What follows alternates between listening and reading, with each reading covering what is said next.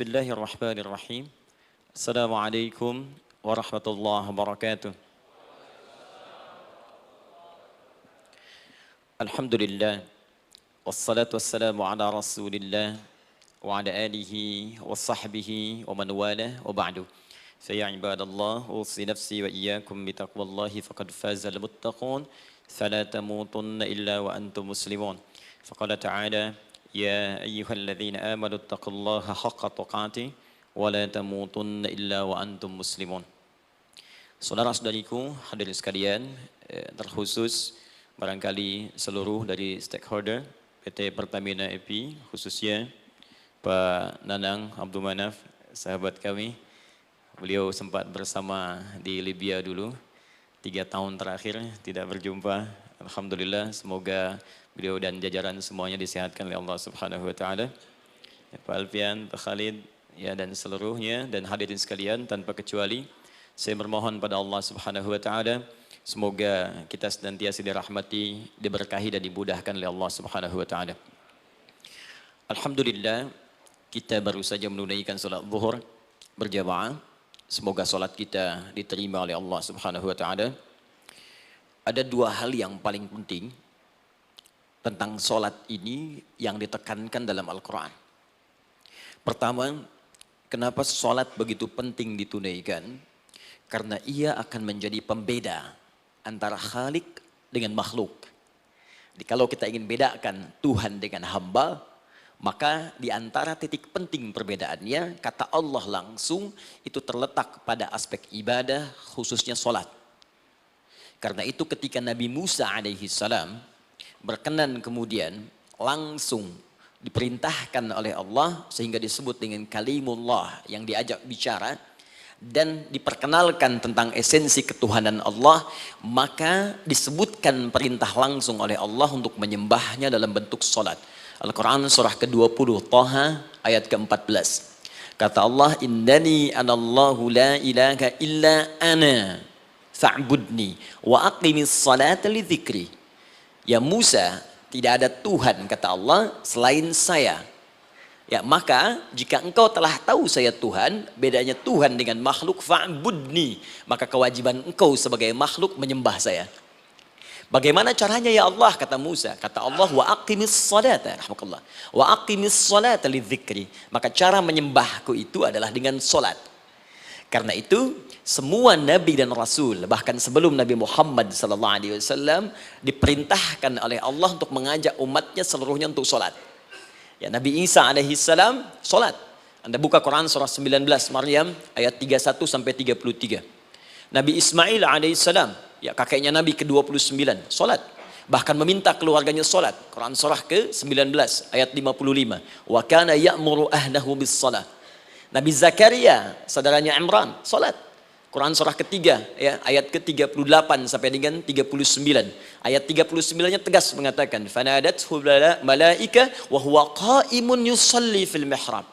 Jadi kalau kita urutkan dari Nabi Muhammad sallallahu alaihi wasallam sampai Nabi Adam alaihi salam, semua menunaikan salat kepada Allah Subhanahu wa taala.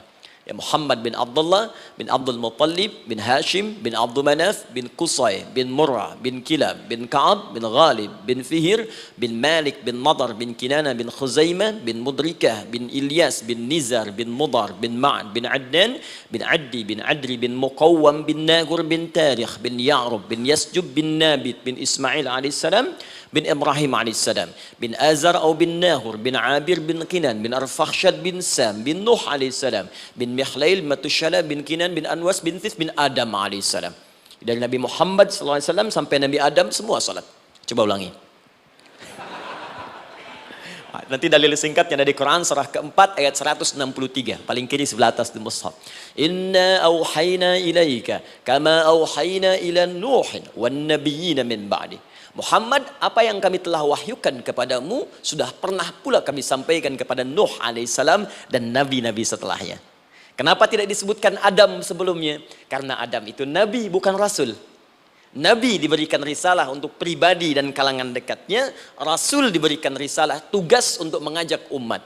Kenapa Nabi Adam bukan rasul? Karena zaman Nabi Adam belum ada umat. Siapa yang mau diajak? Ya? Ini bagian pertama. Jadi kalau kita hari ini masih mendapat kesempatan sholat, alhamdulillah, ini artinya sampai hari ini kita masih benar-benar manusia.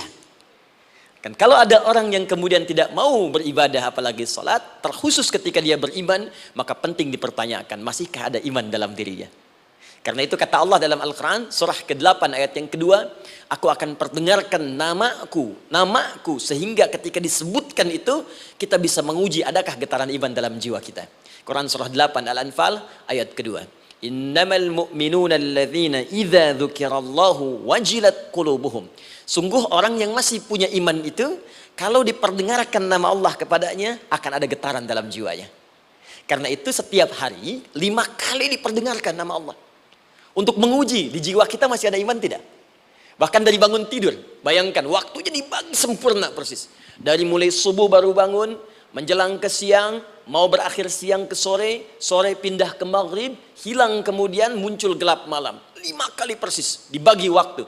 Diperdengarkan untuk menguji. Kira-kira setelah subuh siang masih ada nggak iman? Sore masih ada nggak? Ya Allahu Akbar, Allahu Akbar. Karena itu kalau iman masih ada melekat di jiwa kita, demi Allah saya katakan, begitu kita mendengar suara azan, pasti hati kita akan mengatakan, Allahu Akbar, Allahu Akbar. Wih, sudah azan ya? Pernah begitu? Ya, walaupun mungkin setelah selesai, La ilaha illallah, baru azan, belum qomat. Ya, itu normal, gak apa-apa. Yang penting iman masih ada. Nah, ini menunjukkan ada getaran dalam jiwa. Satu itu. Yang kedua, ini yang jarang dimanfaatkan teman-teman. Jadi seringkali sholat dimaknai pada ibadah formal bagian pertama saja. Adapun yang keduanya, ini yang jarang digali. Padahal sekali saja dalam sehari, itu 5 kali Allah menunggu kita. Ternyata sholat itu satu-satunya wasilah ibadah yang disebutkan dalam Al-Quran untuk langsung memohonkan semua kebutuhan yang kita rasakan.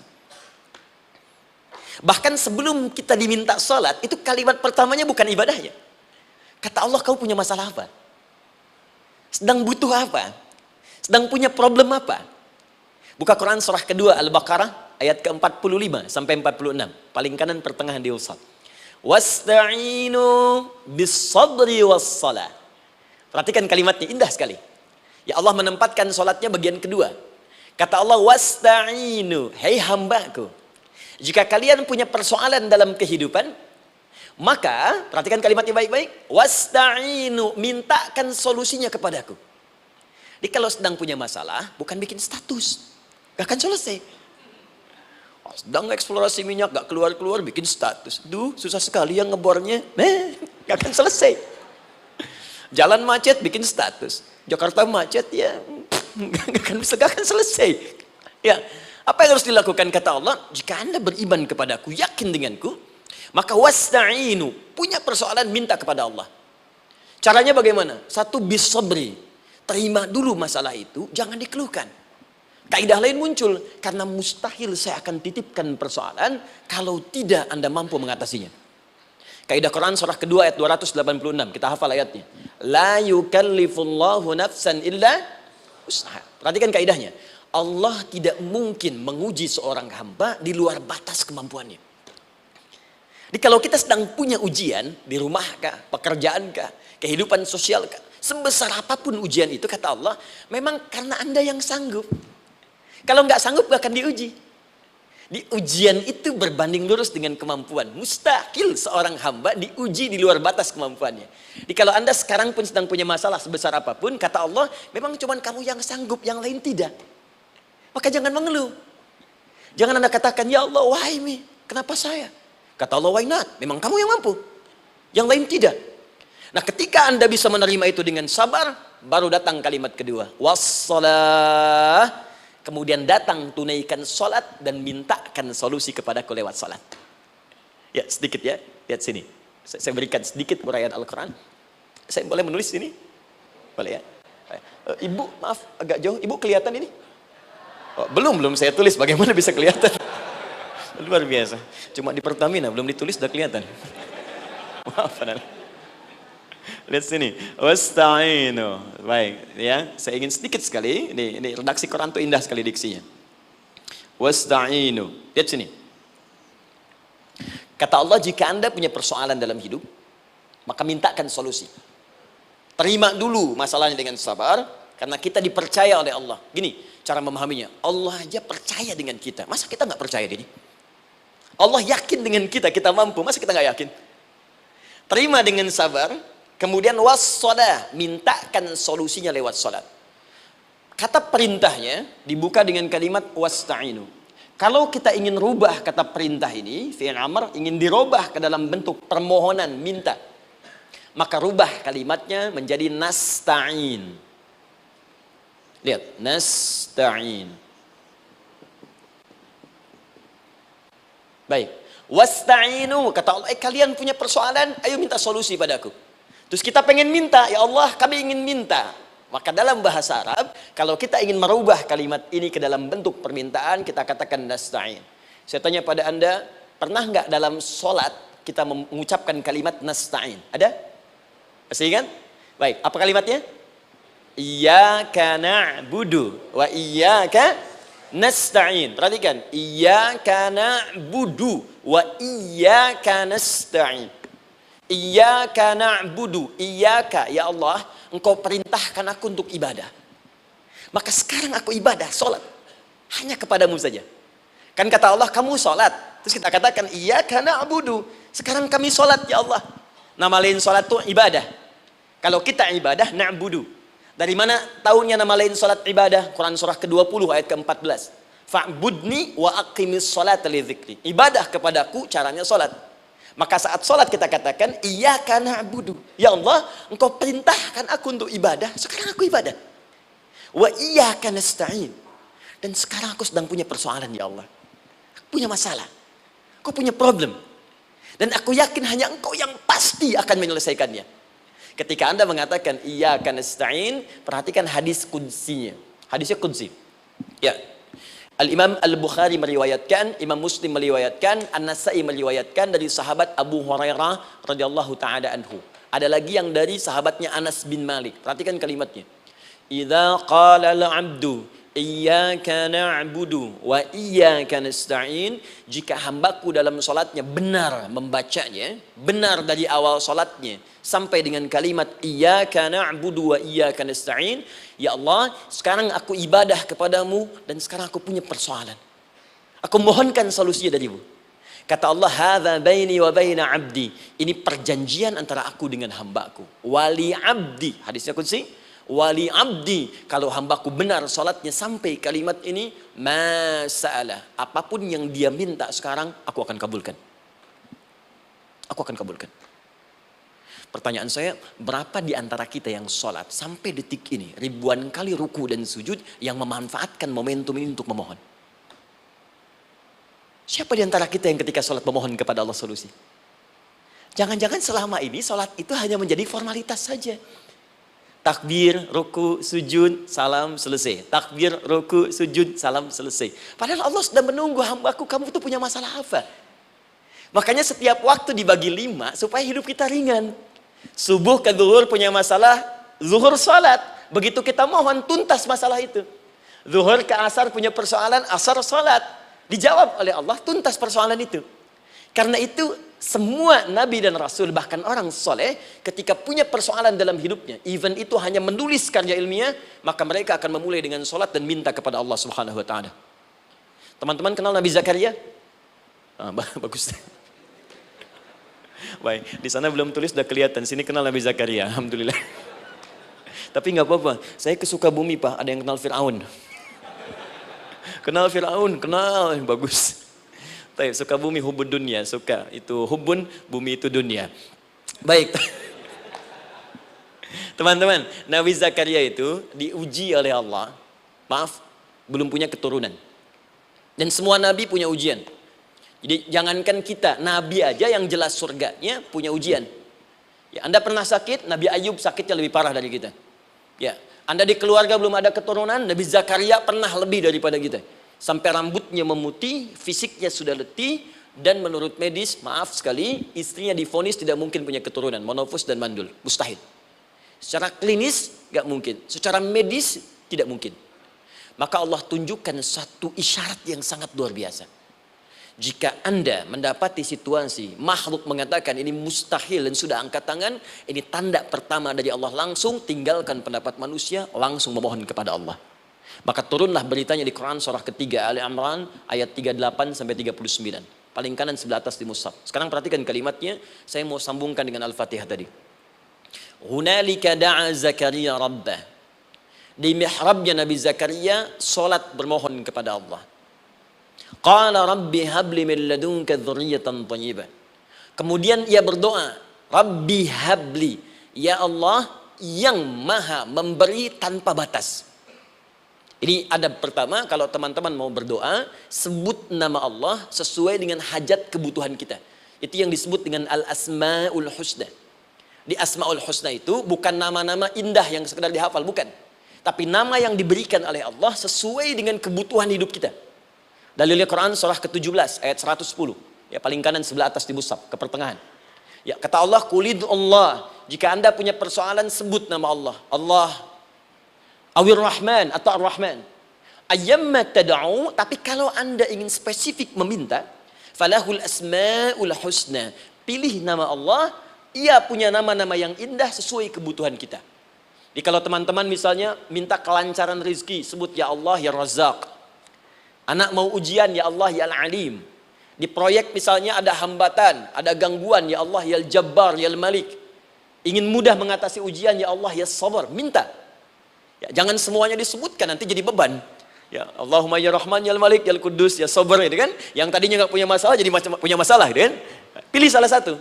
Nah, jika Anda ingin memohon pada satu hal yang mustahil menurut manusia, maka minta dengan menyebut nama Allah yang memberi tanpa batas, mustahil di dalamnya. Nama Allah tersebut namanya Wahhab. Wahhab. Ya Allah, ya Wahhab. Al-Wahhab. Kalau kita rubah dalam bentuk permintaan, maka singkat kalimatnya dengan hab. Hab. Untuk sendiri habli, untuk banyakkan hablana. Rabbana hablana min azwajina wa dzurriyyatina qurrata a'yun. Nabi Zakaria minta karena sendiri yang mengalami situasi itu, maka beliau katakan, Rabbi habli, ya Allah habli min ladunka, ya Allah yang tak punya batas dalam pemberian. Mereka mengatakan aku tak akan punya keturunan. Mereka mengatakan mustahil aku punya anak. Dan aku yakin kau memberi batas tanpa memberikan pemberian tanpa batas. Aku mohon darimu saja. Darimu saja. Dzurriyyatan thayyibah, keturunan-keturunan terbaik. Innaka sami'ud du'a. Engkau pasti mendengar doa saya. Kalau pada yang maha memohon saja, maha mendengar saja tidak mengabulkan, lantas kepada siapa lagi aku mesti minta? Tapi poinnya bukan itu. Poinnya adalah ini disampaikan oleh Nabi Zakaria dalam keadaan sedang sholat. Masih berdiri dalam sholatnya. Dalam bahasa Arab berdiri disebut dengan qaimun, qaim, berdiri. Sedang sholat disebut dengan yusolli. Perhatikan ayat 39-nya. Fanadatul malaikatu wa huwa qaimun yusolli fil mihrab. Maka seketika ketika doanya selesai dipanjatkan, sholatnya belum selesai. Doanya selesai dipanjatkan, seketika datang malaikat menyampaikan, kamu dapat kabar gembira, Anda akan punya anak, bahkan namanya langsung diberikan oleh Allah, Yahya, artinya hidup. Yang mustahil menurut manusia, lahir dari rahim seorang perempuan yang divonis monopos dan mandul, kata Allah, bagiku yang gak ada yang mustahil. Jadi dan hidup dia. Kapan itu terjadi? Masih sholat dan belum selesai dalam sholatnya, dalam keadaan berdiri. Sekarang saya tanya Anda, kita membaca iyyaka na'budu wa iyyaka nasta'in dalam keadaan ruku atau sujud? Sujud, berdiri. Berdiri teman-teman. Betul kan? Dalam keadaan berdiri saat baca Al-Fatihah. Iyyaka na'budu wa saat kita mengatakan wa iyyaka nasta'in, Allah balik bertanya, apa yang kamu butuhkan? Nabi Zakaria itu sholat dulu baru minta. Kita umat Nabi Muhammad karena keutamaan nabinya, sebelum sholat udah ditunggu. Butuh apa? Mau minta apa? Karena itu saya ingin katakan, ayo manfaatkan momentum sholat ini. Jangan sekedar kita kemudian tunaikan formalitas, tapi kita tidak mendapatkan keuntungannya. Ayo, semuanya. Dari mulai takbir sudah ada doa. Ruku ada doa. Bahkan sujud kita bisa perbanyak dalam bahasa hati kita untuk memohon kepada Allah Subhanahu Wa Taala. Jelas sampai di sini? Baik. Mudah-mudahan insya Allah doa kita dikabulkan oleh Allah Subhanahu Wa Taala. Ini baru mukaddimah, kita belum mulai. Ini pengantar. Tema kita hari ini tentang Al-Quran. Dan mudah-mudahan kita diberikan insya Allah kelancaran untuk bahasan kita. Dan topik ini insya Allah akan memberikan banyak manfaat dari apa yang kita kerjakan dalam keseharian kita. Saya mohon izin untuk melambatkan bacaan, karena tadi hanya mengantarkan saja. Teman-teman, kenapa mesti Al-Quran? Apa esensi Al-Quran? Dan kenapa Al-Quran diwahyukan pada Nabi Muhammad SAW? Apakah khusus untuk sekedar dibaca? Atau ada satu nilai yang sangat penting yang justru itu mengandung nilai mukjizat yang paling dalam dari Al-Quran? Yuk kita mulai dengan Al-Quran surah kedua Al-Baqarah ayat ke-38, paling kanan sebelah atas. Disambungkan dengan Quran surah kedua ayat 185, paling kiri pertengahan di mushaf. Quran surah kedua ayat 38 dengan Quran surah kedua ayat 185. Saya mulai dari kisah Nabi Adam, saya pelan-pelan. Nabi Adam saat diciptakan oleh Allah, kemudian diberikan informasi bahwa beliau akan bertugas di bumi, beraktivitas di bumi. Disampaikan di Quran surah kedua ayat 30, paling kiri sebelah atas. Wa idh qala rabbuka lil malaikati inni ja'ilun fil ardi khalifah. Kata Allah, dan pelajari, ingat ketika kami menyampaikan pada para malaikat, kami akan menugaskan satu makhluk, manusia namanya Adam, di bumi tugasnya, untuk menjalani hidup di bumi. Nah, secara singkat, setelah Nabi Adam turun ke bumi di awal masa bersama Sayyidah Hawa, ya alaihi wassalam, maka ternyata bersamaan dengan turunnya Adam dan Hawa ke bumi itu, mereka berdua dibekali petunjuk. Yang dengan petunjuk itu, ini yang dahsyat. Allah jamin semua aktivitas hidupnya, dari mulai yang sederhana sampai yang kompleks, pasti jika diikuti petunjuk ini, dia akan senang menjalaninya dan akan tenang mendapatkan hasilnya. Ya, perhatikan kalimatnya. Quran surah kedua ayat 38. Fokus. Qul nahbitu minha jami'a. Kata Allah, sekarang tiba saatnya. Adam, Hawa, turun kalian ke bumi. Kalau setan kita tinggalkan aja ya. Ini kita bahas Adam dulu. Turun kalian semua ke bumi. Fa imma ya'tiyannakum minni huda. Maka nanti sejak kalian tiba di bumi itu, aku akan turunkan satu petunjuk disebut dengan hudan namanya. Hudan. Fokus. Faman tabi'a hudaya, maka jika Anda dan keturunanmu mengikuti semua detil di petunjuk ini, fala khaufun alaihim walahum yahzanun, maka aku pastikan engkau dan seluruh keturunanmu akan menjalani hidup di muka bumi dengan tenang dan senang. Fala khauf, khauf itu gelisah, takut. Lawan dari takut apa? Tenang. Lawan dari gelisah, tenang. Kata Allah, jika Anda mengikuti tuntunan hidup yang ini, maka saya jamin semua hidupmu tenang. Walahum yahzanun, dan saya pastikan selama hidup di muka bumi itu kalian tidak akan pernah bersedih. Senang, lawan sedih itu senang. Jadi ternyata kita itu diminta tugas di bumi itu bukan untuk dipersulit. Jadi kalau ada yang hidup sampai saat ini sedih deh, di rumah tangga sedih, di kantor nggak tenang, pasti di antara poinnya bukan nggak mampu senang, tapi boleh jadi yang hidup ini tidak membaca petunjuk kehidupannya. Anda kerja di perusahaan, teman-teman ada yang di Pertamina, ada yang di yang lain. Kalau Anda nggak ikuti petunjuk, kan pekerjaan tidak akan berlangsung dengan nyaman kan? Kalau Anda nggak ikuti aturannya, bagaimana bisa mengerjakan petunjuk itu dengan nyaman? Maka apalagi hidup yang kompleks, kata Allah, sejak Adam saya turunkan, sudah ada petunjuk kehidupan, saya namakan dengan hudan. Anda ikuti petunjuk ini, maka langsung jaminan dari Allah, semua yang Anda jalani dalam hidup, pasti saya jamin senang dan tenang. Petunjuk ini disebut apa? Hudan. Nah, agak cepat. Di setiap masa, Nabi Adam selesai hidupnya, generasi kemudian berkembang, datang lagi Nabi Nuh, sampai ke Nabi Muhammad SAW. Perhatikan baik-baik. Setiap berganti generasi akan turun hudan sesuai dengan kebutuhan masyarakatnya pada saat itu. Baik, Nabi Musa menerima kitab apa namanya? Nabi Musa, Taurat. Taurat disebut hudan dalam Al-Quran. Muncul Nabi Musa, kitabnya disebut Taurat. Perhatikan baik-baik. Tahukah teman-teman ketika Taurat disebutkan dalam Al-Quran? Buka Quran surah ke-17. Ya, ayat yang kedua. Wa ataina Musal kitaba. Kami berikan kepada Musa kitab. Lihat, wa ja'alnahu hudan li bani Israil. Dan kitab yang kami berikan itu, yang disebut Taurat, Ali Imran ayat yang ketiga, wa anzalat Taurata wal Injil. Kami berikan Taurat kepada Musa. Nah, saat Allah turunkan Taurat itu, hudan li bani Israil. Isi Taurat ini adalah petunjuk kehidupan khusus untuk Bani Israel saja. Umatnya Musa. Jadi kalau umat Nabi Musa mengikuti petunjuk hudan, Taurat ini, kata Allah, saya jamin semua hidupnya tenang dengan senang. Nabi Isa turun Injil. Injil disebut hudan dalam Al-Quran. Dan yang terakhir, saya cepat karena waktu kita terbatas.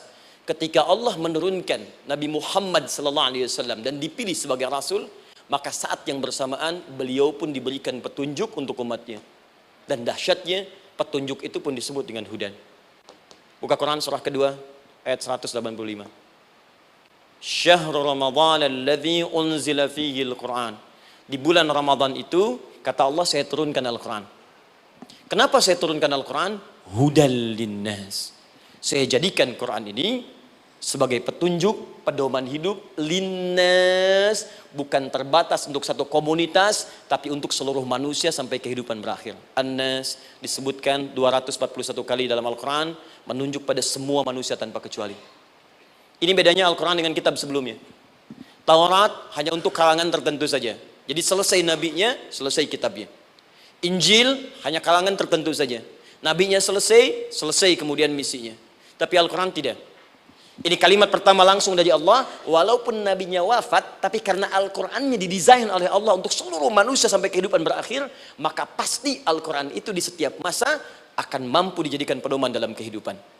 Nah, jadi prinsip pertama, ketika Allah menurunkan Al-Quran, sebenarnya tujuan utamanya bukan sekedar dibaca. Bukan. Tapi di dalamnya itu ada petunjuk hidup, Pak, Bu. Dan yang buat, yang menciptakan kita. Bukankah Anda kalau ingin memperbaiki sesuatu akan datang kepada penemunya, penciptanya? Anda punya handphone, ada masalah, kan datangnya ke counter handphone. Anda punya mobil, ada persoalan, bukankah datangnya ke dealer? Sekarang kita ingin tahu persoalan hidup kita. Ingin tahu gambaran hidup kita. Ingin tahu misi dan visi hidup kita. Kemana kita kemudian bertanya? Pada pencipta kita. Nah, kata Allah, ketika saya utus manusia pertama kali ke bumi, saya sudah turunkan bagaimana cara menjalani kehidupannya. Dan ternyata berita baiknya untuk kita diberikan oleh Allah satu petunjuk utuh, langsung disebutkan, isinya disebut dengan Al-Quran. Jadi dari Al-Fatihah sampai dengan An-Nas, dia bukan bacaan biasa. Semua di dalamnya ada petunjuk kehidupan kita dari mulai bahkan dalam kandungan sampai kita wafat kepada Allah Subhanahu wa taala. Kalau diikuti petunjuk ini, langsung turun jaminan dari Allah. Hidup kita pasti akan tenang dan nyaman. Saya bacakan cepat ya. Tapi nggak usah ditulis, nanti kalau teman-teman agak terlambat mengikutinya, Anda buka kembali rekamannya, Anda boleh runtutkan kembali. Saya baca cepat saja, dan ini insya Allah Anda hanya akan temukan dalam Al-Quran. Nanti saya berikan rahasia di akhir sebelum kita akhiri. Yuk, satu, Anda silahkan bandingkan dengan buku manapun, referensi manapun, Anda hanya akan temukan dalam Al-Quran. Dari sejak sebelum lahir, bagi perempuan yang tengah mengandung, langsung Allah berikan tuntunan bagaimana agar kandungan itu berjalan dengan sehat, nyaman, dan mudah ke persalinan. Quran surah ke-7 ayat 189. Perkembangannya bisa diamati dan dicek kemudian, ya, baik ke dokter atau yang lain. Nanti perkembangannya disebutkan di Quran surah ke-22 ayat ke-5. Dirinci lagi di Quran surah ke-23 ayat 11 dari 9 sampai dengan 13. Kemudian mulai terlahir, dari lahiran diberi petunjuk oleh Allah. Nih, berikan ASI, maksimal 2 tahun. Kalau ingin berhenti sebelum 2 tahun, boleh, begini caranya. Quran surah kedua ayat 233. Dari sampai usia 2 tahun, menjelang balik, kata Allah berikan 4 pendidikan dini. Ini turunannya, disebutkan 1, 2, 3, 4. Jika Anda ajarkan ini, maka anak ini akan tumbuh. 1, dekat dengan Allah. 2, dijamin taat pada orang tuanya. 3, dia akan baik dengan lingkungannya. Dan 4, dia akan bertahan dalam kebaikan sampai dia dewasa. Quran surah ke-31 ayat 13 sampai dengan 19. Usia 7 tahun, ya, mulai dia balik misalnya, dia akan mulai belajar. Bagaimana cara belajar yang baik supaya cepat paham, gampang mengerti. Turun Quran surah ke-9 ayat 122. Amalannya di Quran surah 96 ayat yang pertama. Kemudian rinciannya diturunkan di Quran surah kedua ayat 282 di ujung ayatnya. Lalu bagaimana mencari sekolah yang bagus, majlis yang baik, guru-guru yang baik, diturunkan Quran surah ke-58 ayat ke-11. Dicontohkan tentang Maryam dan Nabi Isa alaihissalam di Quran surah ketiga ayat 35 sampai dengan 37. Naik lagi, dia mulai dewasa, ya, mulai bergaul, bahkan kadang-kadang merantau, punya tempat komunitas berbeda. Bagaimana supaya dia bergaul tidak terpengaruhi lingkungan yang tidak baik. Maaf ya, kadang-kadang ibu yang sudah mengandung, melahirkan, ayah mencari nafkah, tiba-tiba anak pergi bahkan ke kampus, ke sekolah, dapat teman yang gak bagus, pulang-pulang mengecewakan Anda. Dan bagaimana menemukan tempat-tempat yang baik untuk bisa menjaga perilaku anak ini? Ditemukan nanti di Quran surah ke-49 ayat ke-13-nya. Dirinci perkembangannya di Quran surah ke-12 Yusuf ayat 2 sampai dengan ayat 29-nya. Sampai ketika dia akan mulai kemudian menikah, kata Allah, pilih pasangan yang baik dengan ta'aruf, berikan mahar yang sempurna. Quran surah ke-4 ayat ke-4. Kemudian dia mulai menikah, kata Allah, sebelum menikah pelajari dulu fikih nikah. Banyak orang yang menikah tapi karena tidak belajar tentang persoalan rumah tangga, apa yang akan terjadi di rumah tangganya. Detil Pak, Bu. Kata Allah, ini kalau kamu berbuat begini akan ada miskomunikasi. Kalau ada miskomunikasi persoalannya akan begini, solusinya begini. Maka diturunkan dasarnya di Quran surah ke-30 ayat 21, detilnya di Quran surah ke-4 ayat 34 sampai dengan 35. Paling kiri sebelah atas sampai dengan ke tengahnya.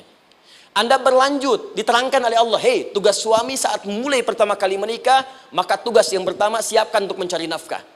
Bagaimana caranya ya Allah? Diturunkan oleh Allah. Satu, jangan takut kehilangan rezeki.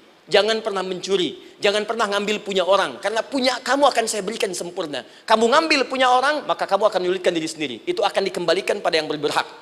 Ya, turun Quran surah ke-51 ayat 22. Dirinci, begini cara nyarinya. Quran surah kedua ayat 168. Kalau Anda ingin cepat baru bergerak, rizkinya sudah dapat. Quran surah kedua ayat 172. Ada yang dahsyat, dia belum keluar, rizkinya yang mendatangi dia. Jadi nanti di Al-Quran ada 8 jenis rizki. Di antara yang paling hebat, ada yang belum Anda datang, rizkinya sudah menjemput. Ada orang mendatangi rizki, ada rizki mendatangi dia. Contoh, Al-Imam Asy-Syafi'i sedang berdiskusi dengan Imam Malik, gurunya. Kata Imam Asy-Syafi'i, Syekh, rizki itu mesti saya cari dulu, baru kita dapat. Kata gurunya, ya Syafi'i, ada rizki yang cukup kita beramal dekat kepada Allah, dia akan datang tanpa kita cari dengan ikhtiar manusia. Kata Syafi'i, mustahil. Kata Quran kan kita kerja dulu baru datang. Kata Imam Malik gurunya, kamu yang belum sampai, kita amalkan ini, rizki datang. Maka berhenti sampai di situ. Imam Syafi'i pamit. Di jalan tiba-tiba beliau mendapati ada panen anggur, Pak, Bu. Terus dipanggil sama yang punya kebun. Ya, pemuda, katanya, sini, mau bantu nggak? Kalau kamu bantu, kami berikan anggurnya. Maka beliau bantu, panen, petik. Sampai setelah selesai diberikan anggur yang besar-besar, hanum. Senyum, senang beliau. Ternyata senangnya bukan karena dapat anggur. Senangnya karena merasa pendapatnya benar. Kalau saya nggak bantu panen ini, nggak akan dapat saya anggur. Cuma karena saya bantu, saya diberi ini. Maka rasa senangnya inilah dibawa kemudian kepada gurunya, ingin laporan. Tapi perhatikan adabnya. Dia tidak mengatakan, guru, nih saya benar. Kalau saya nggak ikut panen, nggak dapat saya ini. Perhatikan kalimat Asy-Syafi'i. Guru, tadi saya di jalan, dipanggil oleh pemilik kebun, ikut panen anggur. Begitu saya bantu, saya diberikan anggur ini. Beliau tekankan dengan kalimat yang kencang pada kalimat, begitu saya bantu, saya dapat anggur ini. Imam Malik tersenyum mengatakan, Masya Allah Syafi'i, luar biasa. Ini siang begitu panasnya, tadi saya mau keluar ngajar, terfikir di benak saya, Allah, kalau ada anggur yang besar-besar, enak rasanya. Tiba-tiba kamu datang bawa anggur. Jadi Imam Syafi'i kerja dapat sesuatu, Imam Malik terfikir sesuatu, datang rezeki. Itu ada di Quran surah ke-7, teman-teman, ayat ke-96, paling kanan sebelah atas di mushafnya. Baik, teruskan dulu. Ya, Anda dalam mencari kerja, ingat, kalau Allah yang sampaikan pasti terjadi. Jangan dikira mudah. Kata Allah akan ada persaingan, akan ada kadang-kadang singgungan, akan ada tantangan, maka mulai petakan tantangan apa yang akan Anda lalui saat Anda mulai mencari nafkah itu. Maka turun Quran surah kedua ayat 214, paling kanan sebelah bawah. Am hasibtum an tadkhulul jannata. Hei, apa kamu mudah begitu saja mengira akan sukses dalam pekerjaanmu? Bahkan bisa diartikan surga, ingin masuk surga. Walamma ya'tikum mathalul ladzina khalau min qablikum. Sebelum engkau diuji seperti orang sukses dulu pernah sukses. Lihat mereka. Enggak ada orang sukses yang instan. Cuman balikan telapak tangan dapat, tidak. Kata Allah, lihat orang-orang dulu. Lihat orang-orang hebat dulu, bagaimana mereka bisa kaya, bisa sukses, bisa punya posisi. Masat umul ba'sa, petakan olehmu tantangan apa yang akan dihadapi saat engkau bekerja itu. Satu, kata Allah ba'sun, ada yang ringan. Ya, ba's. Ba'sa jamak dari kata ba'sun. Dua, dara. Dia sudah menengah, jamak dari kata durun. Tiga, zilzal. Ini yang paling tinggi puncaknya. Jadi kalau Anda sudah mendapatkan ini, yakinlah, berarti Anda akan mendapatkan posisi yang tinggi. Karena mustahil orang besar diuji dengan ujian yang kecil. Zilzal, ini bagian ketiga. Ba'sa, ba'sun, mulai. Kira-kira tantangan-tantangan ringan apa saja yang akan Anda hadapi? Ya, kalau saya contohkan misalnya dengan contoh yang lain singkat, Anda mau ke masjid, ingin konsisten, mulai hijrah, ingin dekat dengan Allah, tiba-tiba yang tadinya nggak mau ke masjid, mulai ke masjid, diuji dengan hujan. Hujan kecil, rintik-rintik, shower. Begitu hujan, orang Arab mengatakan kalau hujannya bisa lewat tanpa payung pun, orang Arab mengatakan la ba'sa. La ba'sa ini ringan. Orang kita sambungin, labas. Dari bahasa Arab, lewat. Nah, jadi kalau Anda mau berangkat nih, siap bekerja, siap hadapi tantangan. Baru mau lewat hujan kecil, berarti itu tantangan kecil kita lewati. Macet, petakan, cari jalan yang kemudian sempurna, jalan yang kosong, buka Google-nya, buka Waze-nya, buka map-nya, cari. Jadi kalau pada yang kecil aja belum kita lewati, bagaimana mendapatkan yang besar? Anda mau ke masjid, dikasih hujan kecil, mau berangkat gak jadi. Papa, kenapa gak jadi? Hujan mah, kan ada payung, takut riak. Tuh. Setelah itu darwa, maaf, tantangan fisik. Kadang-kadang mulai ke fisik, mulai mengganggu. Ya, maaf, dirincikan kemudian oleh Al-Quran. Turun Quran surah ke-21. Ayat 87 sampai 88, kisah Nabi Yunus alaihissalam. Yunus beraktivitas, bekerja, bukan berarti nggak ada tantangan. Kadang-kadang dibawa, kadang-kadang diusir, kadang-kadang Anda dapat misalnya proyek, kadang-kadang sudah mulai, masukkan tender, tiba-tiba gagal, diserobot orang, kadang-kadang orang yang dapat, Anda yang ngajukan, itu biasa. Kata Allah itu biasa, bukan cuma Anda, yang lain pun ada. Bukankah Allah ajarkan kisah Sayyidah Hajar alaihissalam dengan Ismail? Bukankah bolak-balik naik Safa Marwah, kadang di atas, kadang di bawah, kadang lihat peluang sampai Marwah ternyata bukan air. Terkadang Anda yang bekerja, tim yang lain yang mendapatkan karena kerja keras Anda bisa jadi terjadi. Bukankah yang kerja keras Hajar yang dapat Ismail? Mungkin Anda yang konsep, yang dapat minyaknya orang lain. Mungkin Anda yang kerjakan, yang suksesnya teman Anda, gak ada masalah. Dan itu kemudian akan bermanfaat bagi Anda. Tidak mungkin setiap keringat yang keluar dari diri kita mustahil kecuali akan melahirkan manfaat yang kembali pada diri kita. Tantangan. Tapi yang paling dahsyat ini yang nggak ditemukan di sebagian referensi yang kita baca. Ketika Allah menjelaskan semua tahapan-tahapan tantangan ini sampai ke puncaknya zilzal. Zilzal itu kalau bahasa sekarang gempa. Ada ujian yang menggoncang hati kita. Ketika Anda kerjakan, ya Allah, tantangannya dahsyat. Kenapa mesti saya, ya Allah? Kau nggak selesai-selesai, ya Allah. Itu wajar, teman-teman. Itu biasa. Kata Allah, orang dulu saja mengatakan, mata nasrullah, kapan ini selesai? Berbahagialah kalau teman-teman sudah mendapatkan tantangan puncak yang paling tinggi ini. Ini artinya Allah sedang mempersiapkan Anda menjadi orang besar di kemudian hari. Dan cara mengatasinya diturunkan Quran surah ketiga ayat 142, paling kiri sebelah atas. Perhatikan dahsyatnya. Yang pertama diterangkan tantangannya, yang kedua dijelaskan cara mengatasinya. Saya mau berhenti sampai di titik ini, nanti saya terangkan cara berinteraksi dengan Al-Quran. Ya, perhatikan baik-baik. Kata Allah, jika kelak engkau sudah bisa memetakan tantangan ini, maka siapkan solusi untuk mengatasinya. Ayatnya dibuka dengan kalimat yang sama persis. Saya pernah sampaikan teori ini di dua perusahaan besar di Indonesia. Yang pertama ada salah satu perusahaan, karena ini direkam saya nggak sebutkan perusahaannya, perusahaan otomotif besar, sedang turun gratis, kemudian juga ada inflasi yang tinggi. Terus saya terangkan teori Quran. Dia praktekkan berhasil, Pak. Padahal saat itu saya presentasi di depan non-muslim. Non-muslim. Sales-sales se-Indonesia dikumpulkan, saya bedah tentang ini. Dan mereka berhasil. Sampai sekarang naik lagi. Yang kedua sama, ini direkturnya juga non-muslim. Tapi nggak apa-apa, kita diskusi. Dan mau mendengar teori ini. Dan praktekkan, naik. Ya, dulu di satu perusahaan minyak juga. Sedang turun, karyawan semua dikumpulkan. Lalu kita bahas tentang ini, kita terangkan. Yang ini yang paling menarik dari Al-Quran. Kalimatnya sama persis. Quran surah ketiga ayat 142. Am hasibtum an tadkhulul jannata. Apa Anda duga akan begitu mudah mendapatkan kesuksesan dalam hidup? Tolong fokus baik-baik. Jangan selalu mengartikan jannah dengan surga. Karena asal kata jannah itu artinya kesuksesan, kebahagiaan yang belum tampak. Surga, kenapa disebut dengan jannah? Karena itu puncak kebahagiaan kita yang belum nampak sekarang. Saya kasih rahasia ya. Ini antara kita saja nih. Kalau ada kata jim dengan nun di depannya, itu pasti tidak nampak, tersembunyi. Apapun tambahannya. Ya, misal, jin kenapa disebut dengan jin? Karena memang ketika diciptakan, dia tidak tampak, tersembunyi. Lawannya ins, karena itu kita disebut ins, karena saat lahir kita tampak. 18 kali disebutkan dalam Al-Quran. Ya ma'syaral jinni wal ins, wa ma khalaqtul jinna wal ins. Jadi jin disebut jin karena memang fitrahnya tersembunyi, nggak nampak. Jadi kalau ada jin melakukan penampakan, itu jin sedang kena masalah. Sedang keluar dari fitrah. Sama dengan manusia, harusnya tampak. Jadi kalau ada manusia yang senang sembunyi-sembunyi, dia sama dengan, bukan saya yang bilang, sedang punya masalah.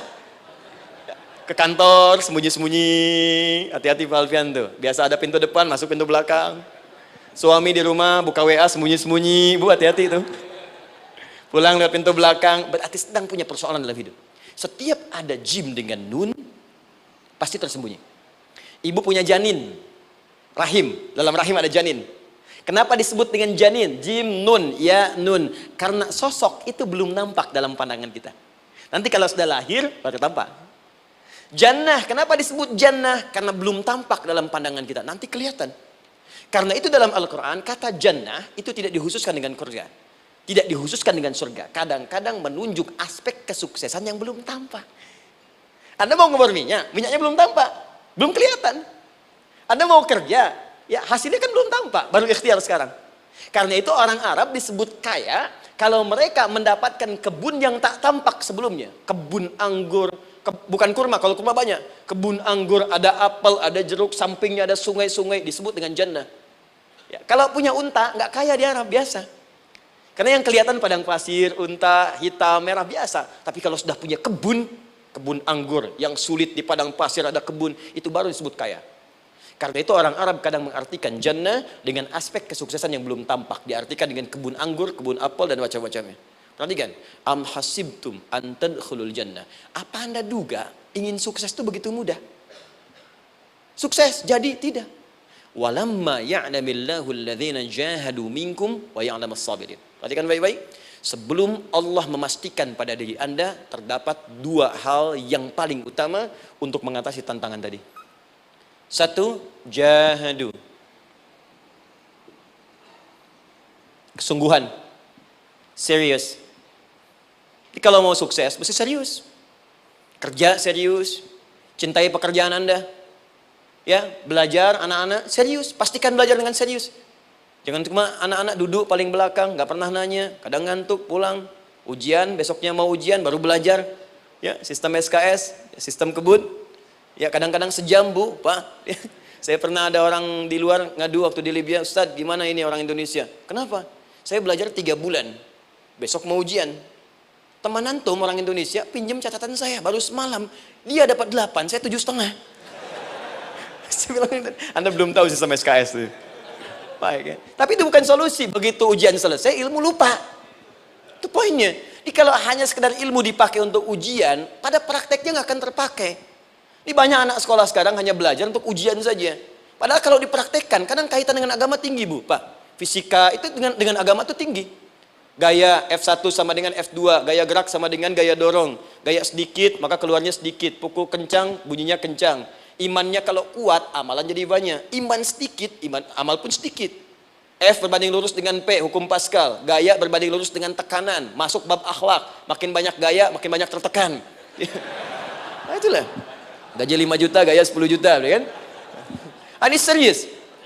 Serius. Di divisi apapun Anda, saya 3 sepekan lalu lah takziah ke tempatnya yang Habibie, terus diminta tausiah di sana. Dan saya perhatikan beliau termasuk yang paling serius ketika diberikan tugas apapun. Gak pernah diberikan amanah kecuali mencintai pekerjaan itu. Yang Habibie demikian. Ciri orang sukses itu serius. Tapi keseriusan itu, kata Allah petakan jadi 3 bagian lagi. Karena jahadu itu punya 3 turunan kata. 1, keseriusan merencanakan, disebut ijtihad namanya. Punya rencana. Mappingnya apa? Stepnya apa? Oke, Anda ingin kerjakan sebuah proyek, baik, proyeknya berlangsung berapa lama? Target kita apa? Jangka panjangnya, menengahnya, jangka pendeknya. Kemudian apa tantangan yang akan dihadapi di setiap tahapan-tahapannya? Selesaikan. Bahkan saking pentingnya tahap perencanaan ini, ditunjukkan oleh Allah langsung lewat sholat. Teman-teman masih ingat sholat pertama yang kita kerjakan setiap hari, sholat apa namanya? Subuh. Apa artinya subuh? Tuh, ini masalahnya.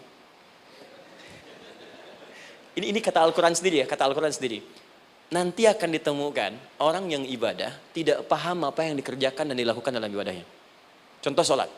Kata Allah akan ada orang sholat yang saat sholat tidak mengerti apa yang ia baca dan dia lakukan dalam sholatnya. Jujur tanyakan pada diri kita. Sampai detik ini, dari sekian ribuan kali ruku dan sujud, berapa persen bacaan sholat yang kita pahami? Jangan-jangan kita ruku tapi nggak ngerti yang dibaca. Sujud tak paham yang diungkapkan. Bagaimana bisa khusyuk? Mustahil.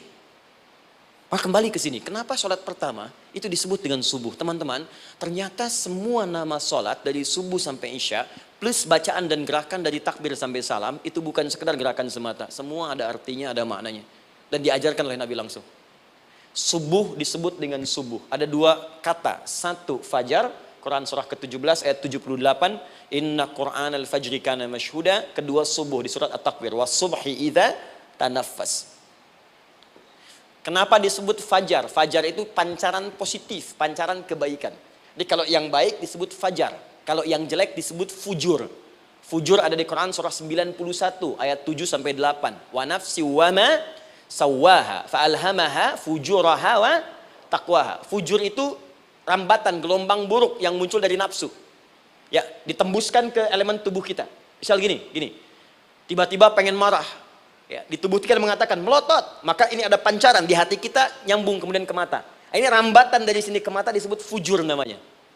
Mau ke tangan pukul, masuk ke tangan. Itu rambatannya disebut fujur namanya. Ya. Yang baiknya disebut fajar.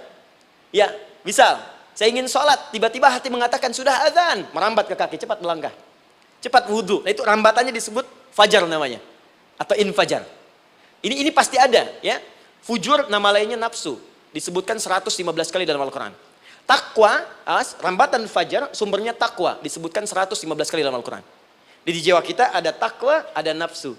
Takwa yang dorong malaikat, disebutkan 88 kali dalam Al-Quran. Nafsu yang dorong setan, disebutkan sama 88 kali. Di setiap Anda akan mengerjakan satu hal, pasti akan yang mendorong pada yang baik, akan mencegah dari yang baik itu nafsu. Pasti itu. Pak Alpian mau tanda tangan proyek. Tiba-tiba disodorkan, Pak, ini Pak. Kok begini proyeknya? Perbaiki, karena ada yang nggak beres. Tapi fee-nya lumayan Pak, 1 miliar. Nggak bisa, jiwa takwa mengatakan jangan terima Pak. Bapak mengatakan maaf, ini jari tahiyat, gak akan pernah dipakai maksiat, perbaiki, datang lagi. Ini Pak, kok sama? Fee-nya diperbaiki Pak, 100 miliar. Nafsunya mulai berkata, terima. Takwanya bilang, jangan. Akhirnya beliau katakan, tangan tahiyat gak akan pernah dipakai maksiat. Tapi tunggu, saya istiqoroh dulu.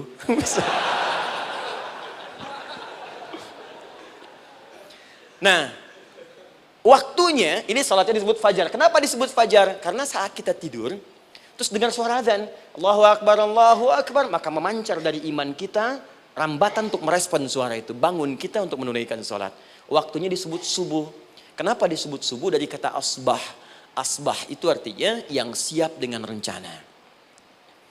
Ya, orang Islam tuh nggak ada yang bangun dari tidurnya kecuali punya rencana jelas yang akan dieksekusi dari itu. Makanya sebelum kita bekerja mengeksekusi itu, kita datang menghadap Allah supaya Allah berikan kemudahan di setiap aktivitas kita. Coba lihat manajemen Nabi. Bukankah sebelum tidur beliau istighfar dulu? Dirinci pekerjaannya, dicatat yang akan dikerjakan besok, istighfar 70 kali, 100 kali, sehingga dengan istighfar saat tidurnya tenang. Coba kita biasakan. Ada yang baca Quran, ada yang istighfar. Kalau nggak percaya silahkan cek. Begitu Anda lakukan, tidurnya enak. Besoknya rencana itu sudah siap. Makanya ketika bangun, siap jam 7 mau kemana, jam 8 ada di mana, jam 12 kerjakan apa. Sebelum mengerjakan itu, datang kepada Allah, sujud, ya Allah, saya punya rencana ini tolong mudahkan. Begitu caranya. Itu yang disebut dengan subuh. Nah, sekarang kembalikan peta hidup kita mau seperti apa ke depan. Ijtihad. Yang kedua, kalau sudah jelas konsepnya, visinya sudah ada, maka jihad. Yang kedua jihad. Jihad itu eksekusinya, aksinya, actionnya, perjuangan fisiknya. Rencananya apa? Tahajud malam nanti. Bismillah. Jam berapa? 2:30. Baik, yuk kita mulai rencanakan. Eksekusi rencananya. Bagaimana cara kita bangun 2:30? Pasang alarm. Jam berapa alarm dipasang? 3 kali. Pertama 1:30, kedua 2 kurang 1/4, ketiga jam 2 lewat 1/4. Baik. Alarm pertama untuk mematikan alarm kedua. Alarm kedua matikan alarm ketiga. Ketiga siap-siap. Baik. Siap bangun. Jihad. Awas, ini penting ya, jihad itu jangan dipersempit maknanya kepada situasi peperangan saja, tidak. Banyak jihad itu luas sekali medannya. Karena jihad itu perjuangan fisik. Dan maaf sekali, dalam konteks perang pun bukan menyerang orang. Tapi membela diri saat diserang. Di Islam itu bukan agama ekspansi. Cek di sejarah, nggak ada Islam menyerang. Yang ada itu membela diri saat diserang. Atau saat orang lain dizalimi dan kita diminta untuk terlibat, kita membantu. Ini bukan dalam konteks sekarang yang banyak dibincangkan, tembak orang, bom orang, nyerang orang, bukan. Itu waktu kejadian bom Tamrin itu pertama, saya di Lampung posisinya. Itu begitu meledak, duar. Pertanyaan pertama Pak di Majelis Taklim, Ustadz, apakah bom di Jalan Tamrin termasuk jihad fisabilillah? Saya bilang, Pak, sependek pengetahuan saya, jihad fisabilillah itu jihad di jalan Allah, bukan di Jalan Tamrin. Kaidahnya beda. Nah, misal mencari nafkah itu jihad.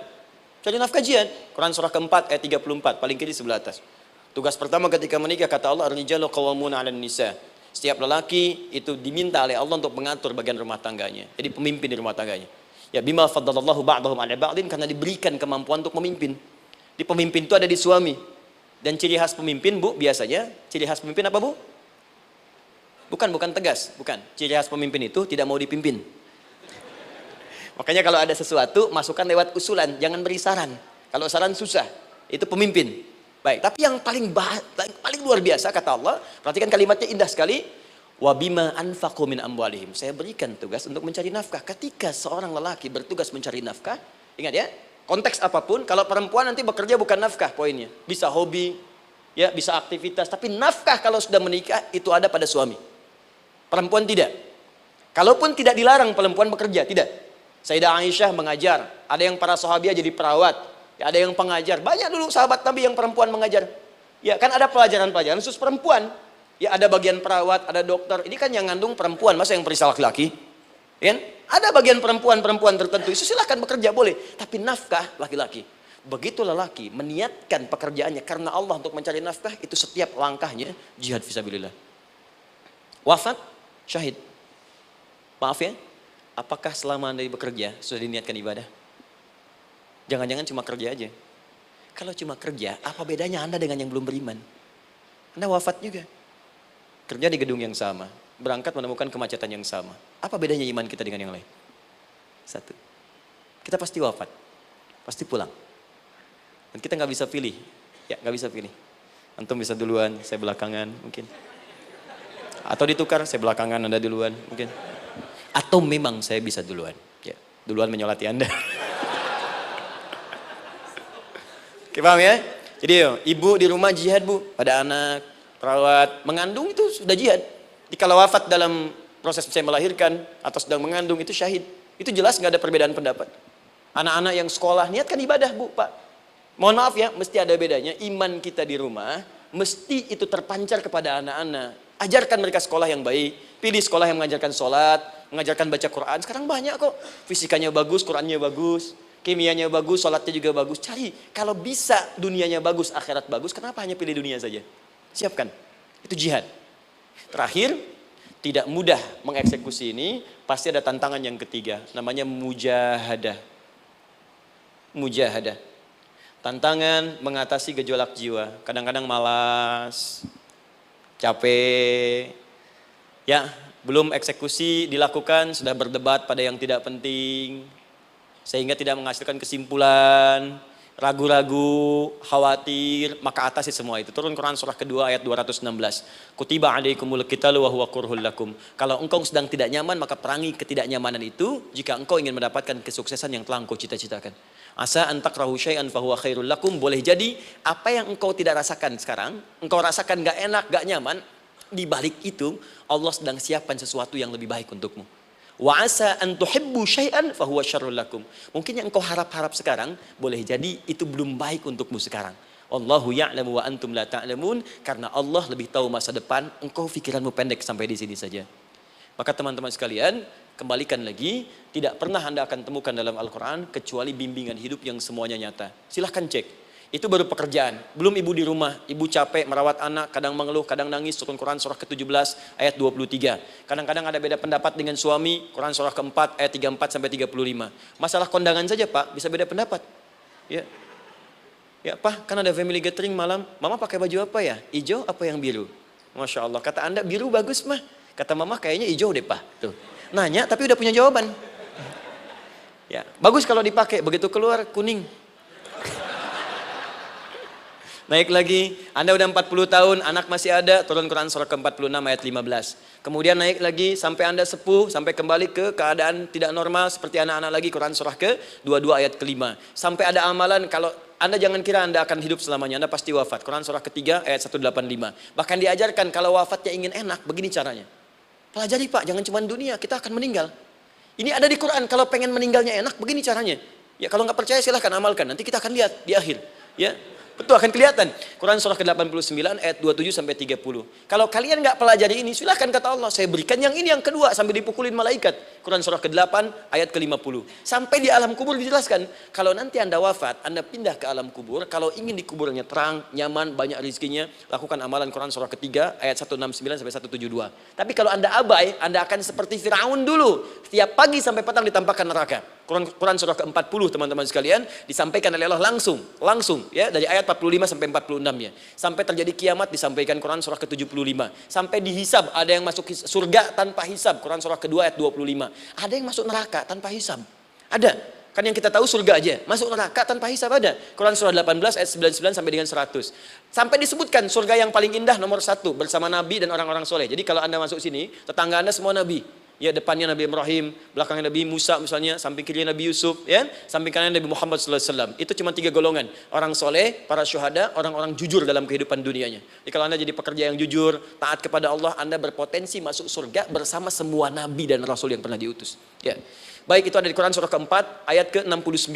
Ada yang kedua di taman surga, Quran surah ke-51 ayat 15 sampai dengan 18. Ada yang surga seluas langit dan bumi, Quran surah ke-3 ayat 133 sampai 134. Ada yang neraka yang biasa, ya, sebiasa-biasa nerakanya kebakar juga. Quran surah 4 ayat 56. Tingkat paling tinggi neraka jahanam untuk 2 golongan, munafik, ingat, munafik dan kafir. Jadi kalau Anda pun muslim, jauhi perbuatan munafik. Karena munafik akan mengantarkan langsung ke dalam neraka jahanam. Quran surah ke-4 ayat 140. Mana yang tidak ada? Mana yang nggak ada di Quran? Semua ada. Bisnis ada, ya birokrasi ada, diplomasi ada, mengajar ada, ilmu ada.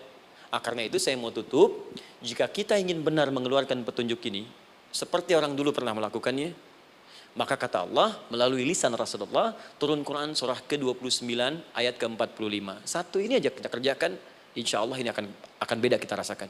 Utslu ma wuhya ilaika minal kitab. Jika kalian kemudian hidup di muka bumi, maka keluarkanlah bimbingan dari Al-Quran sesuai dengan kebutuhan kita secara tematik. Utslu itu dari kata tilawah. Tilawah itu baca, pahami, amalkan. Karena itu setiap kita baca Al-Quran, di sampingnya pasti ada yang menerjemahkan supaya kita paham. Betul kan? Ketika ada yang baca Al-Quran, di sampingnya ada siapa? Ya, sari tilawah kan? Baik, sari tilawah itu bahasa Indonesia. Ya, sari, sebetulnya tilawah saja. Tapi mungkin saat yang menerjemahkan dulu pertama di Indonesia, namanya Bu Sari. Karena itu disebut sari tilawah. Ya, kalau Adi mungkin ada tilawah gitu kan? Nah, jadi teman-teman, caranya begini. Anda keluarkan sesuai kebutuhan. Enggak semua ayat Quran mesti kita kaji. Kalau mau dari awal, dari akhir, bagus. Kalau baca silahkan. Hatamkan, Nabi juga hatamkan. Tapi kalau Anda ingin ambil sesuai passion kita. Anda pebisnis, kenapa nggak mengeluarkan ayat bisnis di Quran? Teman-teman yang diperminyakan, keluarkan ayat-ayatnya ada. Quran surah At-Tur, surah 52 itu, keluarkan. Ya, wal bahrul masjur. Dan jika Anda akan melakukan eksplorasi di laut, carilah laut yang punya, nih kualifikasi begini. Yang di bawahnya ada endapan tanah yang melahirkan api, kata Allah tuh. Itu potensial ada minyaknya. Kalau yang kerja di batu bara, turun Quran surah Fatir, surah 35, ayat 27 sampai 29. Ini jenisnya. Ada yang kelihatan dari jauh, ada yang harus digali, ada yang kelihatan dari jauhnya kelihatan hijau, ada kelihatan menghitam. Disebutkan langsung. Ada. Kenapa nggak Anda turunkan dalam bentuk-bentuk tematik yang itu bagian kita? Ada yang pokok, ada yang spesifik. Yang pokok tentang sholat, karena semua orang sholat. Tentang ayah. Anda jadi ayah berapa tahun? Kenapa nggak dikeluarkan di Quran ayat-ayat tentang ayah? Kenapa nggak dikeluarkan di Quran ayat-ayat tentang ibu? Jangan jauh-jauh dulu bicaranya. Tentang belajar. Nah, nanti eksekusinya, kalau mau cepat, buka kitabnya Al-Imam Al-Bukhari. Ada kitab hadis, saya akhiri, yang dikarang oleh Al-Imam Al-Bukhari dan sangat populer. Apa nama kitabnya? Kalau hafal saya kasih hadiah. Apa kitab Imam Al-Bukhari yang populer? Ya.